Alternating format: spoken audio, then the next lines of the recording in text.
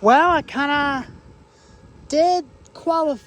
I did have a needle stick onto me, but I was a little nervous, and the needle didn't suck the blood out from the skin, but from the vein.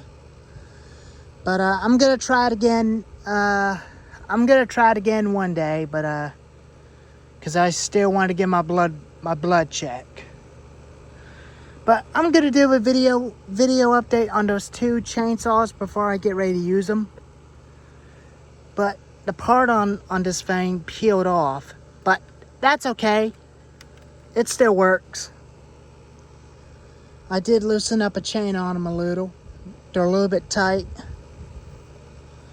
And the Ryobi is a pretty good little saw. I did use it about a couple hours ago by cutting a little bit of piece of wood. Only little abandoned board pieces that I cut up on a old porch that I took down and replaced it with stairs at the back. But not this porch, but the old porch. But the Ryobi is a 5-year-old saw, but it is a good little tree limb saw. Just like a top handle chainsaw. Very lightweight to cut firewood. You could still buy these at Home Depot. And they do sell them as an 18-inch, 16-inch, and 14-inch. And a 20-inch. And they couldn't sell Echo too. And the Salamaster 6200 does not be sold in any store, but only in online, Amazon, Walmart, or anywhere you can find these on eBay. But this is converted as the Extreme Power 6200. This is a 6200 Extreme Power chainsaw now.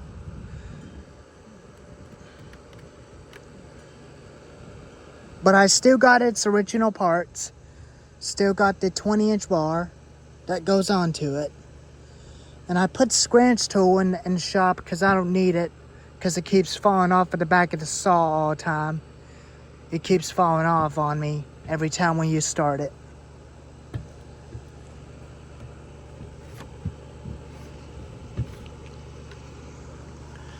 But this thing's got bigger Fallon spikes, but this little one don't. But some of them do come with Fallon spikes on them.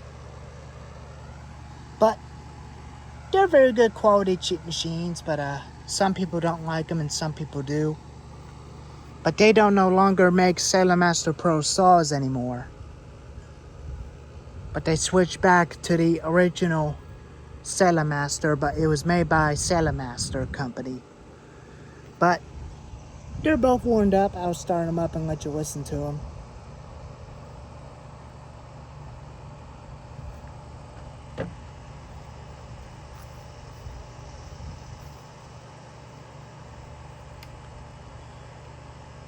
But this thing always fires up one pull with no decompression release button.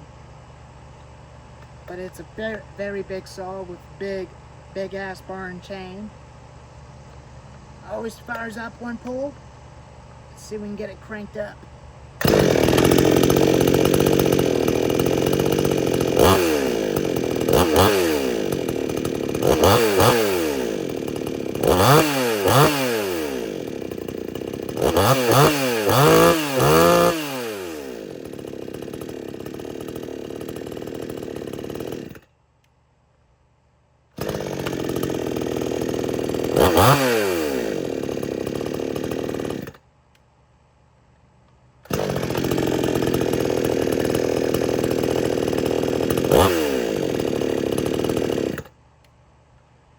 But some people like to start them right by their knees. Sometimes I like to, but you could put them right here like this, and give it a yank.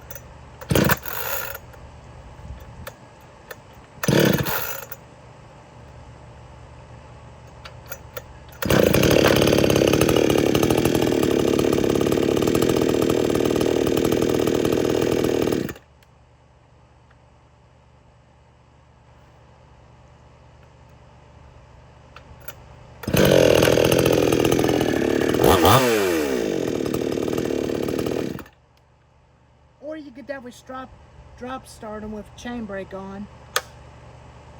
I usually do that.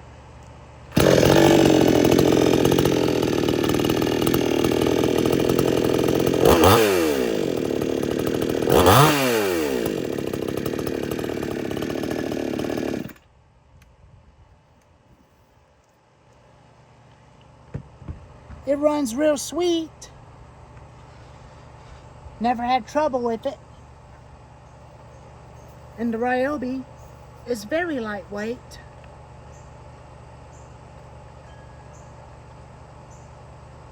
Very lightweight, powerful saw.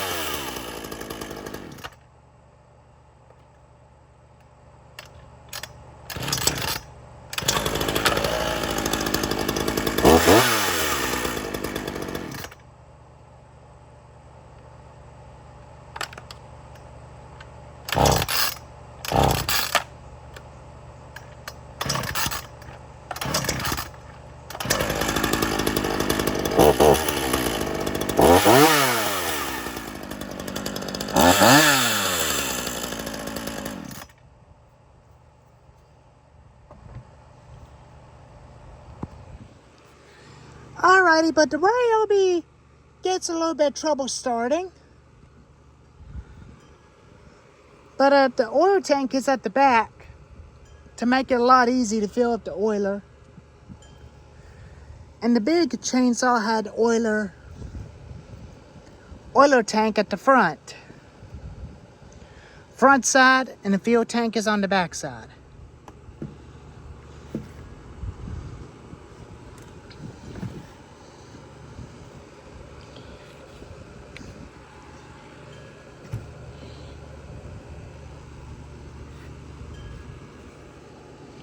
So, I think I might be able to use these two someday in the firewood season.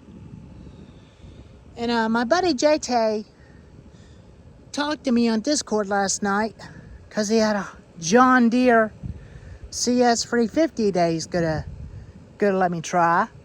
But it had a 20-inch bar. It's in original condition. The piston looks great.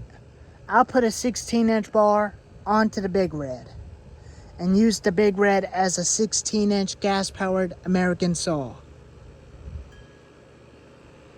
Including that one, just like the John Deere CS350, same as the Super XL, including the MS291 and the Husqvarna 455 Farm Tough.